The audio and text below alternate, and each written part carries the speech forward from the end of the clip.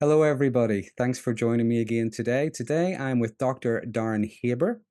Darren, first of all, I would like to begin by saying that's a nice name you've got there. Oh, thank Doc- you. Dr. Darren Haber is an addictions counselor. He's the author of Circles Without a Center, and I'm absolutely delighted to be talking with him today. Hello. Hello. Thanks for inviting me to do this. No Nice problem. to So, see to begin with, we're going to be talking about addiction today. The nature of addiction, what addiction is, what happens to us whenever we become addicted. So, I'm just going to leave this open to begin with. Your understanding of addiction. I think it's first of all, it happens on a scale. Mm-hmm. Very few of my patients are so far in the, sort of think of green, yellow, red, very roughly speaking.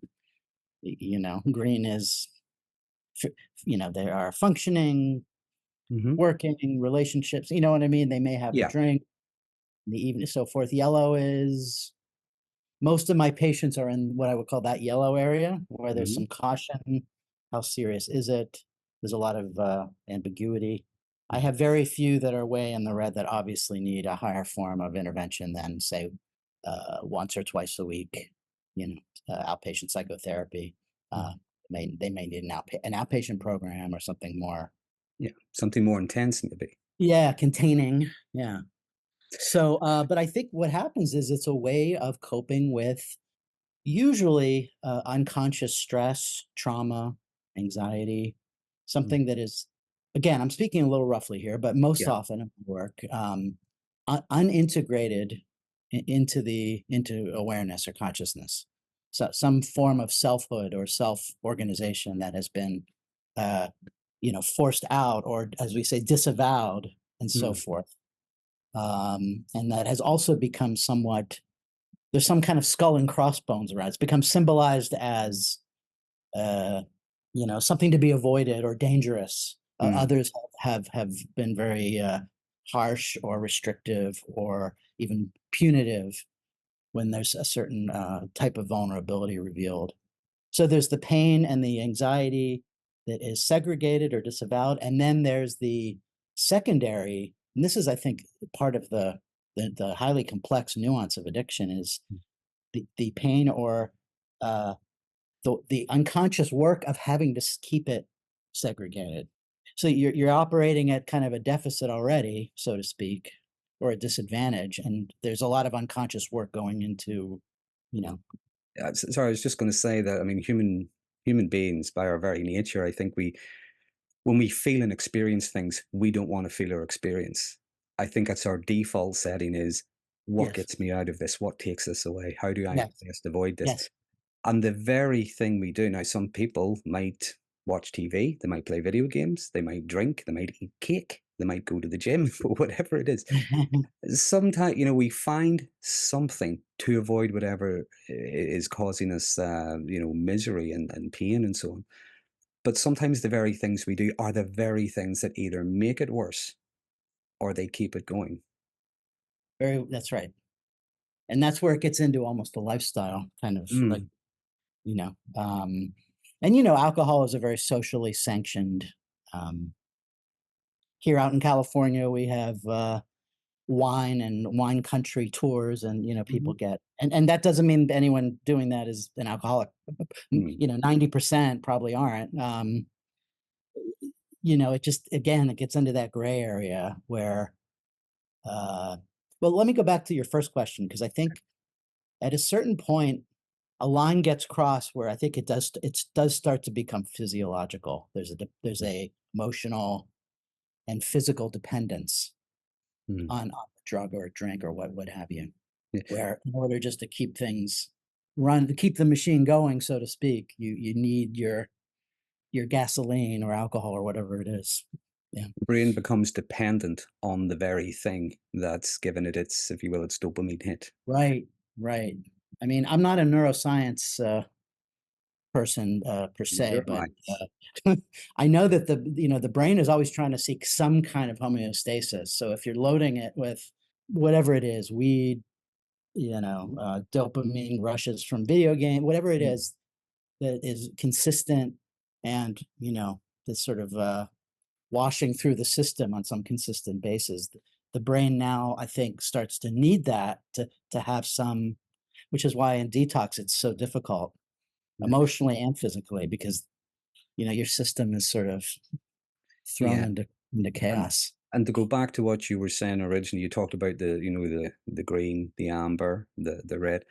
Yeah. I would, if I put it this way, when you describe the green, I would be thinking in terms of what we call maybe a high functioning addict. Yeah. And Yeah. that's the person who we'll stick with alcohol. That's the Okay. person who can hold down a job. They can Mhm. drive a car responsibly Mhm.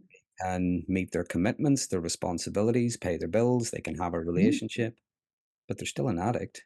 They're just not Mm. as a high functioning one. High functioning, yes. So if something happens where, for health reasons, they have to not drink, then you start to see Hmm. the person has great difficulty staying away, even for say. But here's the thing that's so tricky, Darren, is that great name by the way, uh, is that some people can just stop cold for a period, and then Hmm. that sort of the craving or the withdrawal starts. Yeah. Some can last weeks, take time off and no Mhm. problem at all. So it's a very different picture with each individual. But that is often a very interesting or sort of telling scenario if someone needs to take time off for medical or other reasons and Mm. then has great difficulty doing so. They start Or to really, notice. really misses it. They start to Yeah. notice it's not there. Yeah. Yes. Yeah. And it's interesting, the people who do. I mean, I've met people in my life, friends, family members, and as much as I've met in a professional capacity, and they stop something, whatever it is. It could be even just smoking or something. They stop using, doing whatever it is, and they last a few weeks, maybe a month or whatever. But it's almost like there's something going on. This as a friend of mine once described it, the lies we tell ourselves, and we don't even know they're Mhm. lies. Little things like, "Well, I've lasted a month, that proves I'm not an addict, Oh, that's a good one. so I can go back and do it again." What Or, more proof do you need? "Yeah, Right. I've had a hard day, I deserve this." Yeah, Or, "I've had a really good time, so I deserve this." The little things that people tell themselves in order to justify going and doing it again, even if it's been, as I say, maybe a week, 2 weeks, or a month, or whatever. that's right. And, And it it's a very personal, individual, Mm. journey, so to speak, or is process. What are you gonna say?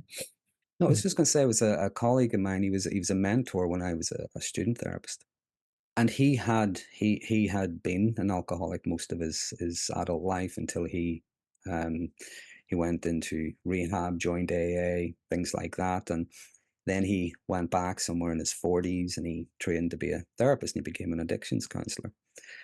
But I remember him telling a story at one of his training events. And he tells stories all the time. I'm not giving anything away. These are all public Okay. knowledge. But he told us this story about he'd been sober for 2 years. He'd been going to the programs, he'd been doing everything he needs to do, he'd been rebuilding his support networks, connecting, reconnecting with people, and he had been invited to a wedding. The thing about the wedding was it was his goddaughter who was being married. Now she had lost her dad many years before, so she'd asked him, "Would you walk me down the aisle?" And he was, "Oh, absolutely! I'd love to do that. That would be a huge honor. That would be a privilege."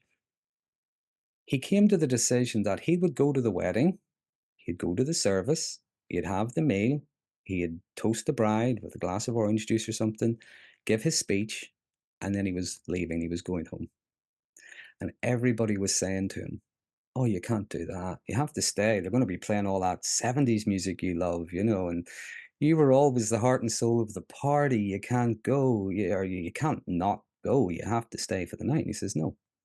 He says, "If I stay, I will drink. So I am not staying. I will do what I said I will do. I am not drinking."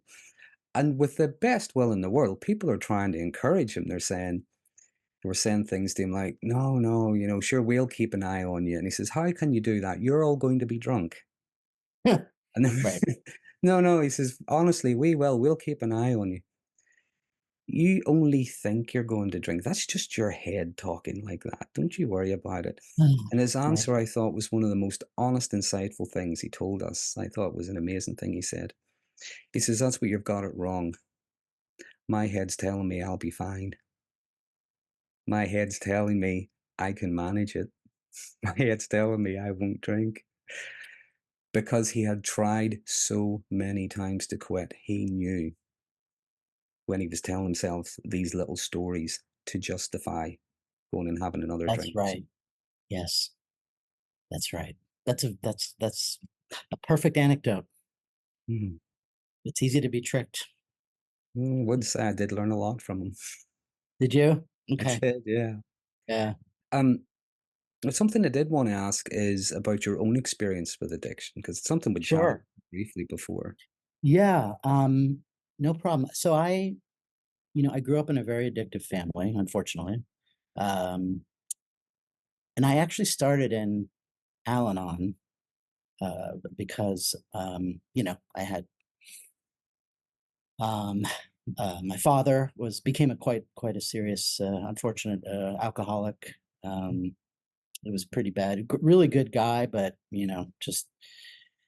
just gripped by that his ism really had him, caused him tremendous shame and turmoil in the family and divisiveness with my mother, and which is point maybe we'll get to later about the system and the systematic nature of addiction. It's very divisive in a family setting. So anyway, um, so I went to Al-Anon, and as I started learning more and about myself and about how uh, you know alcoholism, uh, it's insidious nature in a Mm, family, and it's injury and so forth, and my own drinking became an issue, and I had some friends who took me aside and basically said, this is something you should probably take a look at, and they were very nice but very caring, but also pretty honest.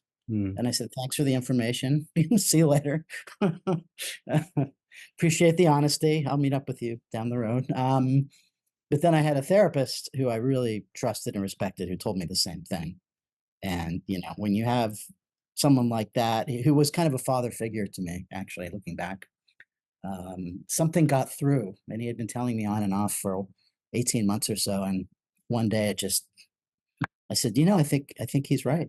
And quitting was much more difficult than I thought.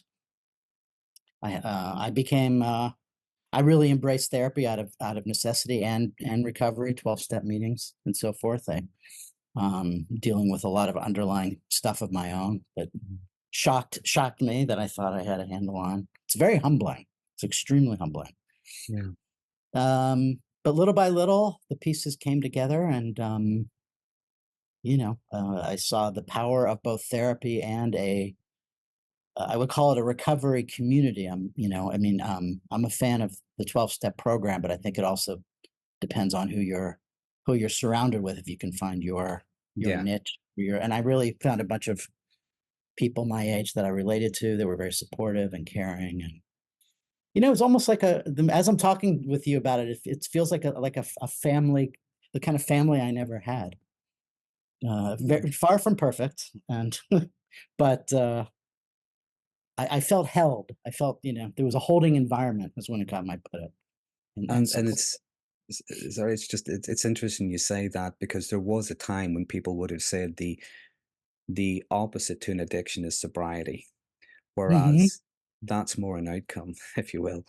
Oh, that's The a good point. the Yeah, opposite to an addiction is actually connection. It's feeling connected. that's an excellent yes. Yeah, and it's So interesting. right, Sorry, go ahead. right. No, it started with, my friends in Alon who were also sober, I found out Mhm. later, themselves. They call them double winners. They're in both programs. My therapist, I don't think is in recovery, but it's about waking. I think of sobriety as Mm. a process of connecting to something. And I was connecting to people and my own therapist in a way that was very, very positive. Difficult, very difficult and challenging, but ultimately very positive.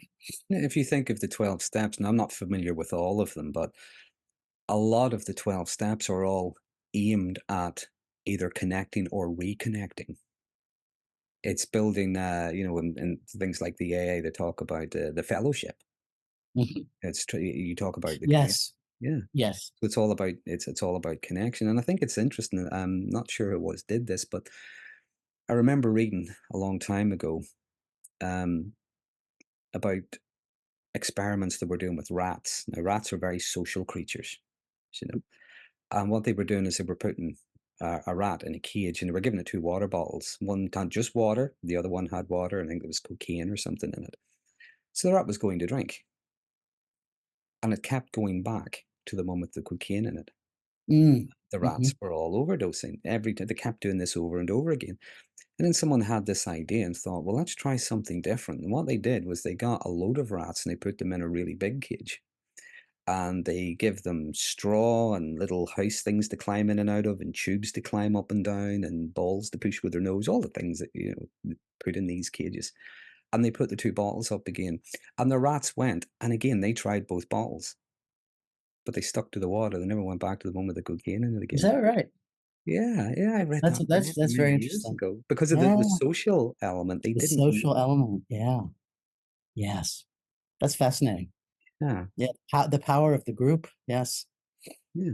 Again, things like the 12 steps are talking about trying to make up for things, trying to reconnect with people. Yeah, They encourage you to ring several people a day, things like that. that's All of right. those little Reach things out, are aimed at building connection. connection. Isn't it funny we started, 20 odd minutes ago about, sort of,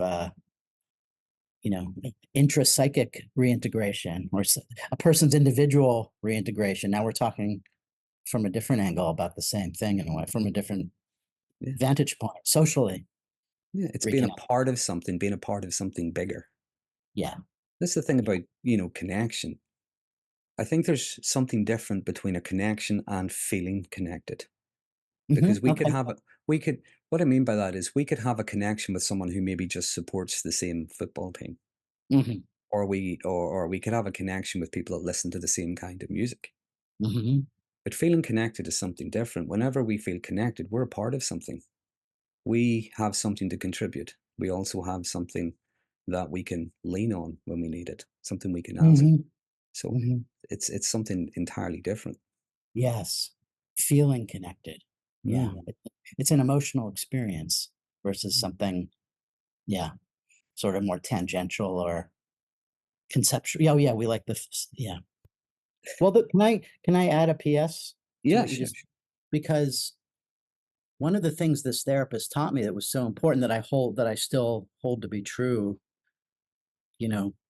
after what you just said, connection is an ongoing process. It's not like we connect and then it's relationship with ourselves, with other people, with our loved ones, with our partners, and so forth. Um, it's dynamic, Yeah. it's and it's like anything organic, it requires maintenance. Mm, So, they talk in the program about not resting on your laurels, and I think the same thing can happen in the therapy room mm, where even the therapist might think, everything's good now, and we've, but maybe something hasn't been discussed yet, or yeah, whatever. I mean, there are many ways that this could happen, but it's ongoing. Like and I yeah. always thought prior to all this that life was a puzzle to be figured out, not actually lived and gone through. Mhm. And once you crack the code, you were good. Once I figure out how to be a success with this or that, with dating, with money, I'm set. It was all very conceptual. It was all up here. Yeah, I was very detached from my emotional life. So there was an inner disconnection too. yeah, and this is the thing about, not just our relationship with ourselves, but even the relationships with other people. Absolutely. Yeah. People constantly change. We Mm, change. So relationships constantly change, and it's what makes them work, and sometimes we forget we're more adaptable than we give ourselves credit for. Yeah. yeah. If you look at, someone you've known 10 years, your relationship today is different from it was 10 years ago. 10 years ago, well, we were a lot younger, we probably thought we were indestructible or something.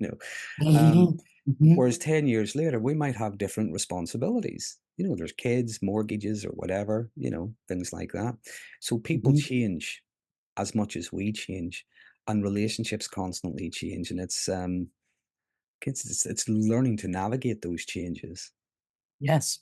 It is al we are always in time, Mm, as, as Heidegger wrote, you know, we exist in time. We're deep embedded in time, and time is always moving, right? So we are always changing. Life is changing all the time, and change can be very frightening. And, indeed. one of the things I like your question about what is addiction. One of the hallmarks for me is a sense of things can't change, shouldn't change, you know? Mm, We're all wary of change in different ways, but I often sense addiction present when there's a strong, rigidity or like, yeah. yeah, things don't change. It's the same thing over and over, and change is ignored or, and, that's one of the damage that alcoholic families do to the children, actually to anyone, loved ones too, is that nothing changes. Nothing's really change comes through often an emotional response or a need or a soulful or spiritual reaction to circumstance, but addiction doesn't like change at all. So there's like a walling off of everything. Which is why coming out of an addiction, and again, we talked briefly beforehand, coming out of an addiction, what we're often looking at is something like a lifestyle change. That's right. It is. You know that old parable. I'm not a Greek special or expert, but I remember reading Plato and the parable of the cave, where Hmm. coming out into the light from darkness is always painful. Yeah. It's overwhelming, and I think that's what getting sober is like, or even waking up for a patient who is stuck in some pattern that Mm. they are enmeshed in and can't get out of. That's waking up is brings clarity, but it also it's difficult. It is, yeah. Something I often say is it does mean change, and change can be difficult, but it's not impossible. It's not impossible. They're two different things, difficult and impossible. They're not the Yeah, same. yeah. There's something again, what we were talking about earlier about some of the underlying things or the co-occurring things. Like I was saying about whenever we feel something we don't want to feel or experience something, it's like what gets me away from it. And I think one of the things that can drive a lot of behavior that's maybe not so helpful, if I put it this way, Mhm. is you think of a lot of the expectations that we would have on us. And this is something maybe tying because I was going to ask you about your psychodynamic approach, the There relationship we with go. ourselves as much as the other people and That's the right. world around us. Looking at some of those expectations that we have. Now, Mhm, some of them are placed on us by the world around us, our parents, our significant adults as we were growing up, the society we live in. Some of them we place on ourselves as much mhm, as we would place them on others. And mhm, some of those expectations may be difficult, mhm, but they're not unreasonable. mhm, They are what they are. And some mhm. are a given. They're not even negotiated. But then there are some I think that are impossible. Now I'm thinking in terms of say a child growing up in a home where there was addiction. I should be the responsible one here. I should be looking after. I have to um present to the world that we're, as far as anyone's concerned, we're the Waltons, little things like that, So there's a lot of expectations. Some of them might be unreasonable, some of them might be difficult, some of them might even be impossible. Things like, I should be perfect, I should be flawless, I should Yeah. know this, I should know that. Now, I say that because sometimes when you look at someone and you look at the distance there is between them and those expectations, I think it's that distance that gets filled with those things we don't want to feel. Oh, that's interesting. Frustration, shame, guilt, Yes. Mhm. anxiety, worry, all of those things we don't want to feel because of those expectations. And again, we're feeling those things. So, what takes them away? What's the best way to avoid them? That's it. That's it. Yeah. And also, what's happening with shame and other things is a lack of, how do I put it? It's kind of an ongoing system of inner judgment that often gets projected anxiously on others. Like, I don't approve of me, consciously or not. So Mm. I'm sure that you will not approve of me, so I need to stay away. Mm. That's why so much of these addictive behaviors happen behind the scenes and so forth. But I have to say, Darren, I was really struck when you were describing, I don't know what you might call the precocious child who has to Mhm. appear together and sort of the young, The hero one of my child mentors, George sometimes. Atwood. Yeah, he calls it the little psychotherapist. Uh, I think that comes to bear on some of us in the profession too, Mhm. and we often shaped by I have no idea what your background is, but I'm just saying, like, some of us are kinda primed, for Yeah. for better or worse for this, profession, and, and then there's expectation on ourselves with the hope of the patient, it gets very Yeah. it all gets kinda mixed in there, Can be but a lot of expectations. Again, going back to those those the ones we're placing on ourselves. yeah, Um, someone's coming to you, they're struggling, let's say they can't stop drinking, taking drugs, whatever it is. And there's maybe that part of us thinking, what do I do? What should I do? yeah, And what we forget sometimes is even if we did have the answer and we could tell them what to do, that answer might not suit them. That might not fit them. It might not be what they need. It could be yeah, something completely different because we do not know what's led them to where they are in the first place. yeah, yeah. I had a patient like that who was wrestling with, pornography, and he said to me, quite sincerely, but with some irritation, "Why do you keep saying process? What's a process?" And I had the hardest time answering that question, "What is a process?" And, the best I could come up with is something that is lived and experienced rather than figured out. He was ve most almost all my pa in fact, I would dare say all my patients are very bright people, and it's very frustrating for bright people to not be able to figure out the problem because it works in almost all other cases, right? Mhm. Um, and that's very hard. I think you're tapping into something. It's very hard to transmit that to a newer person or, new to the process of what is a process? Well, tell me what a process is, help me figure that out. I mean, it's This is the thing, we can understand the concept, but trying to put it into words, we struggle. in a way that they might take in. Yeah. Yeah. But I think that, and again, this can sometimes go on even in the relationship in a therapy room. Um, Whenever we struggle with something, I think it's like we're looking at it through, do you know, kitchen roll tube? Say that again? Do you know what a kitchen roll tube is? Uh-uh. Okay, it's the cardboard tube that you would get in the Mhm. center of kitchen roll. That's the tube. Okay. We look at whatever it is, we look at it through that tube, Yeah. and that's all we can see. Now, even if we move the tube about, we can see things, but we Right. can really make sense of it. When we're in, for example, therapy, we're in a support group, we're in something, there's other people, and there's that sense of connection, that sense of safety, that sense of whatever it is we need in order to be able to impact these things. We're looking through the tube. Other people are looking at the bigger picture. What they do is they help take that tube away. Now, the very thing the person's looking at is still there, hasn't went away, but they now see it in a completely different context Mhm. because they can see the bigger picture. They can see things like cause and effect.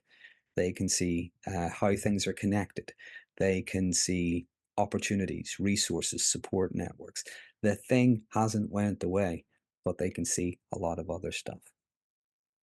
Now, I think the Yeah. danger is sometimes even the therapist, when someone says, "Tell me what to do," all of a sudden the therapist has pulled out their tube and they're going, I don't want this. It's something that we really do need to work on sometimes. It's tricky, but I think, again, I love the dialogue we're having because it gets me to think about maybe the frustration and disappointment this person might be feeling with Mm, us. It's almost right there in the room with which they're probably having with their other relationships in their life, mm, where, probably what's happening on an emotional level, which they're not quite aware of yet, is they're kind of saying, how do I put this? It's too scary to take this away. But there might mm, be all these conceptual reasons why it has to be this, right? Because yeah, this is too much to take in, but they won't. It's very hard for them to speak of emotion or mm, anxiety or vulnerability. That's yeah, like a foreign, I mean, it's hard for anyone we don't know that well in general, but When people come in, like you said, they're full of shame or self-criticism or anxiety. So there's this tremendous sort of rush to make it, If someone is struggling with whether it's drugs, pornography, drink, whatever it is, I think anyway, I'll look at it this way before I say what I'm about to say. Mhm. An addiction will cost you more than you ever thought you would have to pay, and it will not give you back a fraction of what you thought it would. So someone can be in that position where, okay, look, if I don't do something about this, I'm going to lose my family, my relationship. I could lose my job. I could lose, there's going to be a lot of loss. So there is almost a sense of desperation. And yeah, you get that because whenever the stakes are high, of course there is. But as you said earlier on, it's about a process. Well, no one, no AA group, no therapist, no rehab clinic can do Jedi mind tricks. It Right, does. right, It takes a lot of work, and the other thing I would say is, especially if someone has been, for want of a better word, anesthetizing a lot of pain for right, years, right. without whatever it is they've been doing, they're going to be feeling things in such an intense way they probably haven't felt before. It's very intense. Hmm. No, that's right. I often say to people who are struggling with an addiction, you utilize every bit of support you can get, Mhm. even if it's the neighbor going for a walk with you when you take it, Yeah, right? yeah, yeah, Everything, right. because the more connection. Yeah, no, that's true. I'm reminded of, I often hear people say who are in recovery or patients or anybody, that I didn't have the playbook for life, which is, Yeah. you know, I can remember a sponsor telling me, "Look, you go from point A to point B to point C, and then, he goes, "And that's called life." I thought you go from A to Z and then you're good and everything, That's just but you're talking about being in the world, connect with Yeah. people in the world, be present in And going yeah. back to what I was saying earlier about difficult not being the same as impossible. Yes. Maybe it's a little bit of a cheat when I say this, but it's not what makes something easy. It's just what might make it just a little bit easier. Right. Doable. Yeah. Is it doable? Yeah. And I know Yes. it's a very Okay. it's a solution focused idea. Um Sometimes I would ask people to, put yourself on a scale. 0, you're absolutely grand, not a care in the world. 10, you are at your wits' end. So you put yourself on the scale, whatever it is. Now, they could be battling with withdrawal. They could be, facing something that's very frightening, distressing. Ask them to put themselves on the scale, and they might even say it's really high. They might say, I'm an 8, I'm a 9. Okay. And my next question is, okay, what reduces it by just 1 point? Mm. Not what Mhm. takes it away, just 1 point. That's that's progress. Yeah. Yeah. The Jedi mind trick reminds me of the very early stages of addiction Mhm. because it's, very seductive in that when I drank or smoked weed for the first time or tried cocaine, they were magical in the beginning. Then it became drudgery and enslavement, but, at first it was like a miracle, and I think that's a very dangerous mindset because almost nothing in life of worth Mm. or substantive, happens that quickly. Yeah. It is, again, go back to that Star Wars analogy, it's the quick and Yes. easy path. What's that? It's the quick and easy path, Right, right, right. whereas what is it, what's the opposite? Oh, the Jedi, yeah, I was gonna say the Sith, whatever way around they are, I forget Yeah, so yeah. you think I'd know with the toys behind me, you think. Um, Yeah, I get 'em mixed up. one path does take hard work, dedication, sacrifice, things like that, And humility, and humility, but yeah. that does not mean humiliation, but humility is, Mm. you know some people who really hate themselves have this and that's something I see very often is Mhm. it's this reverse grandiosity, It's not that they think I'm the best, it's that they're convinced they're the absolute worst, so Mm. why bother? Self-deprecating. Yeah, it's like there's a internal narcissist figure sort of always, wagging the finger at them and keeping them, you know And the you work psychodynamically. Yeah, Imagine when you're working with them, you're learning to recognize that voice. absolutely. It's not their voice.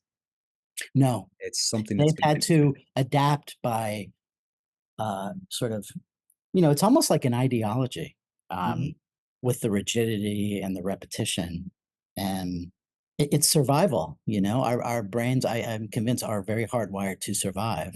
Mm. So it gets wired in very deeply at such a young and, vulnerable age. Yeah. I must do these things to survive.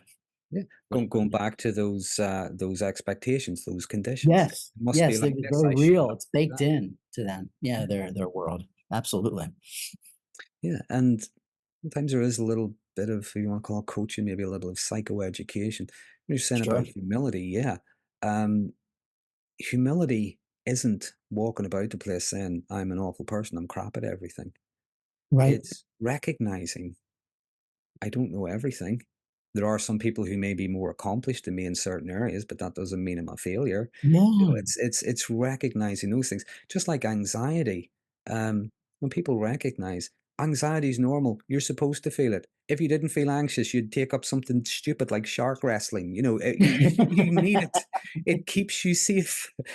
but it's Right. but it's learning to regulate understand what we feel in the first place and being able to regulate it. Yes.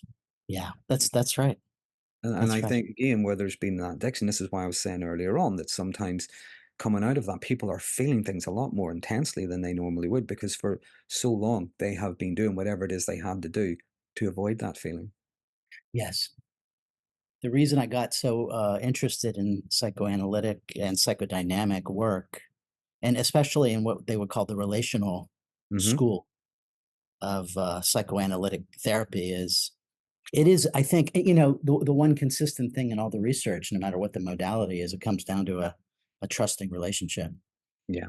and a close working relationship, and to me, that's that gets into the person's, their relational templates, so to speak, or their way of seeing through what are they looking at relationship wise through that tube, and how did that tube come to be so.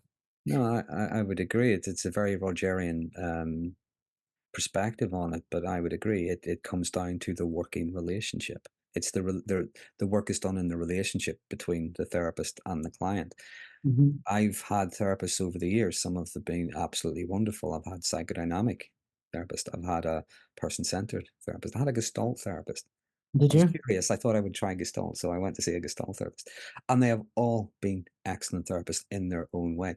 But Oh, it that's had interesting. not necessarily anything to do with their approach. It was how we worked together. That sounds like a good idea for an article. So then you'd have to ask, what role did their theory play? Did it help them find their own voice or way of working? Did it support who they were in a way? It sounds like you're saying it was just the way they were with you, the way they Yeah. did. It wasn't about the conceptual so much about the conceptual framework. I mean, maybe to some degree, but not. It's more about the interaction. Yeah, it was about the interacting, and I think their approach maybe informed how they were interacting, but it was the people I were working with were very genuine and very sincere. I was working with a person. I was not working with a humanistic counselor. I was not working with a psychodynamic counselor. Do you know what I mean? I was working with a person, Mhm. and the, and Yeah. it's interesting, being challenged in different ways. Being a therapist myself, it's interesting. My favorite therapist, someone I would still go to. She's a psychodynamic therapist, and we have this relationship where we're talking about something, and every now and again she just stops me and says, "Darren, you're intellectualizing again." Should Okay, probably right. call her too. Absolutely. Yeah. So, do you know what I mean? It's a great working relationship, and I think She when you knows have you. that, She she knows you, but knows me very she well. can call it on a way that is still caring, right? It's not a Yeah, accusation. It's yeah, a playful, "Come on now," yeah, I love that.